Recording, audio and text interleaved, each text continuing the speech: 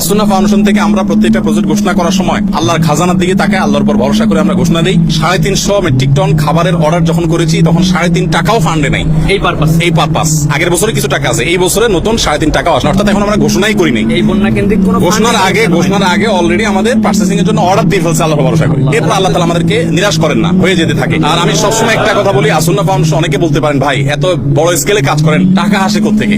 আপনারা অবাক হবেন যে গত 24 ঘন্টায় 3 লক্ষের বেশি ডিলিংস হয়েছে, অর্থাৎ 3 লক্ষের বেশি ট্রানজাকশন হয়েছে।